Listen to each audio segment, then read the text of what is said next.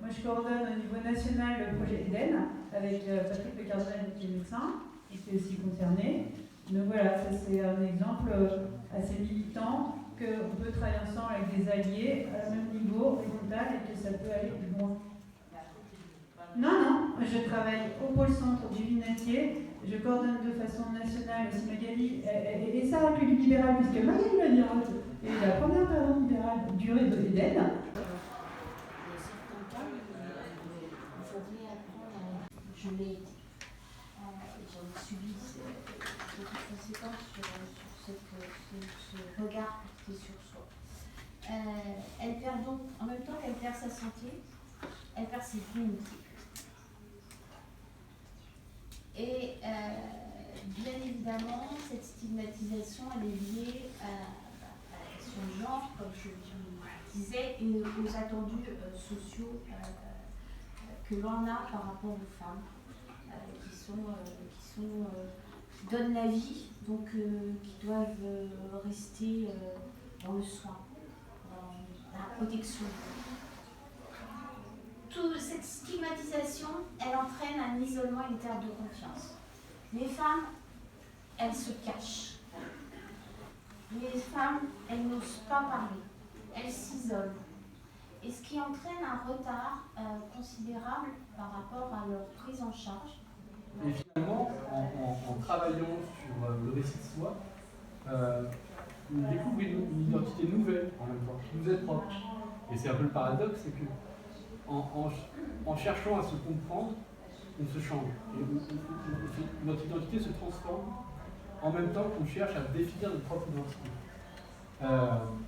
Et donc cette quête de découvrir qui nous sommes vraiment, et découvrir comment advenir à nous-mêmes, c'est finalement ça le projet de la vie 1, un projet possible de la vie humaine, c'est comment se réaliser soi-même en tant qu'individu, puisqu'on ne naît pas comme un processus achevé, la vie c'est un processus en perpétuelle évolution, transformation, et comment se raconter ses secrets d'une certaine manière. Et finalement ça pourrait être une définition de l'autarcie, comme disait Céline. Changer de regard sur soi, change celui des autres, sur soi évidemment. Et au final, en fait, ce parcours en ligne, après plusieurs jours, moi, il m'est arrivé vers un silence intérieur très profond, une forme de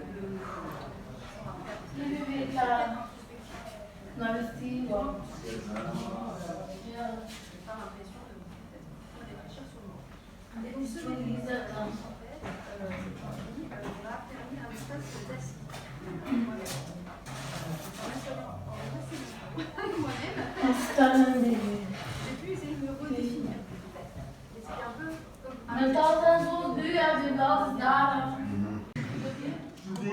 Je suis pas teubé, moi d'abord. Ah, t'as vu ce que tu comprends parce que là je mets la culpabilité. Ah bah tu peux le mettre où tu veux. Je suis pas teubé. Je dois pas te toucher normalement. Comment tu t'appelles? Je m'appelle Julien. Julien. Tranquille. Tu n'es pas teubé. Lui, c'est bien que tu vis, c'est pas pareil. Ça va mieux. De savoir qu'il y en a d'autres qui sont aussi bêtes que toi. On est tous bêtes. Ah, respire.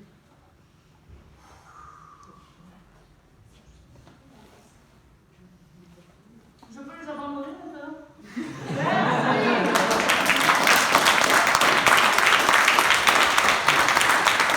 Évidence qu'aujourd'hui est toujours difficile à nommer.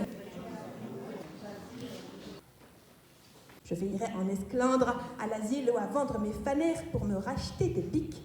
Glaneuse de marron dans la ville, lumière d'urine, des vitrines en pyjama éponge. Bras le corps fondu, à demi-chair publique, de la graine d'escar, j'ai pris cher en saison d'exil. Débranché sous les ondes, je me ronge en bordure des piscines à bulles.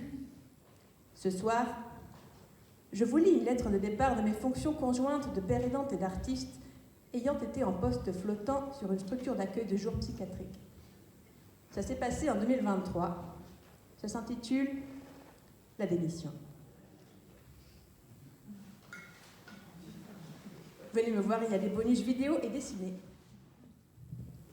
À l'attention de la Direction générale des hôpitaux de Saint-Maurice, le représentant des usagers des hôpitaux de Saint-Maurice, hélas, en tant que père aidante et artiste, personne engagée et militant pour défendre les droits des personnes souffrant de troubles psychiques, et en tant que personne handicapée, mes tentatives d'intégrer l'équipe de l'Adamant et ainsi participer à son fonctionnement particulier et atypique n'ont pu aboutir. Après de longs mois écoulés, ce qui relève de l'évidence aujourd'hui est toujours difficile à nommer de votre part, j'en conviens. En effet, malgré des relances en ce sens, il n'aura jamais été possible de me présenter en tant que père aidante professionnelle et artiste, quand bien même il s'agit du b.a.-ba pour tout MSP qui rejoint une équipe de soins psychiques. Mon activité sur la péniche, à tel point peu stimulante, m'a encouragée à mener par ailleurs, et de manière indépendante, des actions de formation à l'adresse de soignants en province, des actions de consultation pour des programmes en santé mentale au Canada, des interventions lors des colloques relatifs aux soins psychiques en mon nom propre et non en complicité avec l'institution.